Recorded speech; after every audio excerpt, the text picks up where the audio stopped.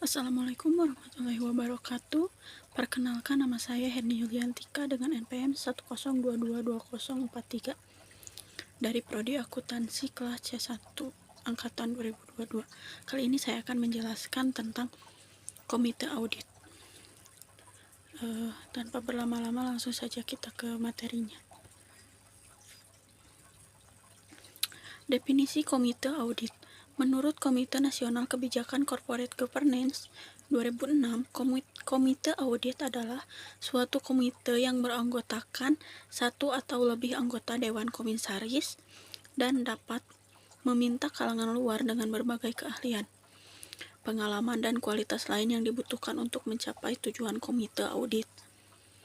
Kemudian ada peran dari komite audit, yaitu komite audit dibentuk untuk membantu Dewan Komisaris untuk memenuhi tanggung jawabnya dalam melakukan pengawasan menyeluruh atas perusahaan, yakni memastikan efektivitas sistem pengendalian internal dan efektivitas pelaksanaan tugas eksternal auditor dan internal auditor, atau pemantauan atas tindak lanjut hasil audit guna menilai kecakupan pengendalian intern termasuk kecukupan proses pelaporan keuangan. Nah, di sini ada juga tanggung jawab dari komite audit. Dalam peraturan Bapepam LK nomor 91,5, komite audit memiliki tugas dan tanggung jawab antara lain sebagai berikut.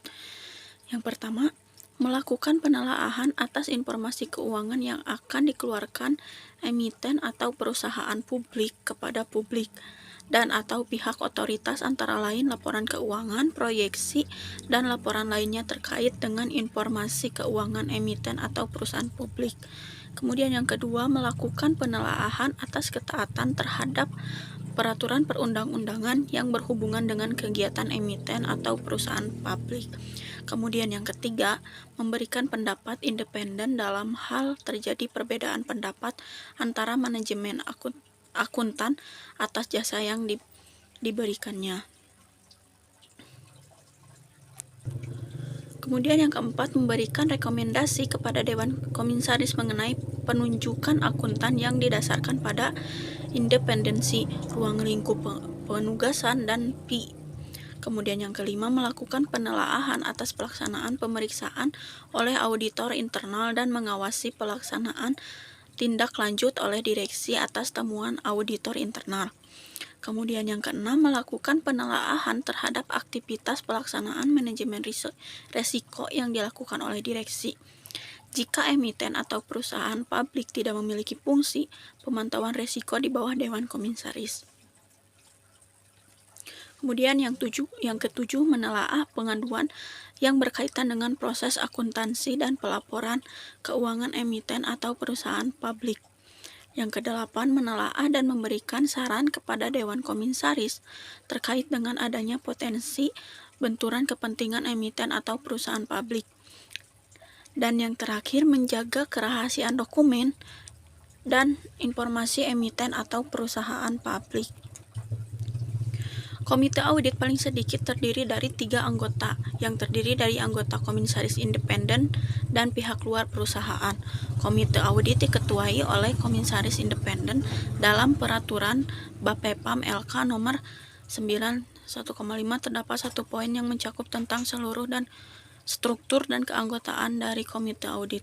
Peraturan tersebut adalah yang pertama, poin 1. Komite audit paling kurang terdiri dari 3 anggota.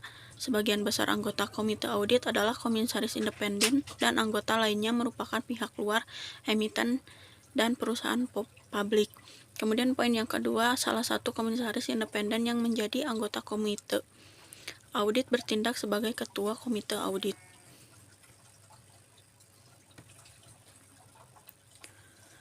Kemudian yang terakhir yaitu keefektifan komite audit. Efektivitas komite audit adalah ukuran keberhasilan komite audit dalam mencapai tujuan sesuai dengan tugas dan tanggung jawabnya untuk membantu Dewan Komisaris dalam melaksanakan fungsi pengawasan. Menurut Dejord et al. 2004 dan Husaini 2009, menyatakan bahwa ada 4 faktor yang menentukan keefektifan komite audit, yaitu yang pertama, komposisi yang terdiri dari keahlian, independensi, integritas, dan objektivitas. Kemudian yang kedua, otoritas yang terdiri dari pertanggungjawaban dan pengaruh terhadap manajemen dan auditor. Yang ketiga, sumber daya yang terdiri dari kecukupan jumlah anggota, akses pada manajemen internal dan eksternal auditor. Dan yang terakhir, dilijen yang terdiri dari insentif, motivasi, dan ketekunan. Mungkin sekian materi yang dapat saya sampaikan. Mohon maaf karena banyak sekali kekurangan. Assalamualaikum warahmatullahi wabarakatuh.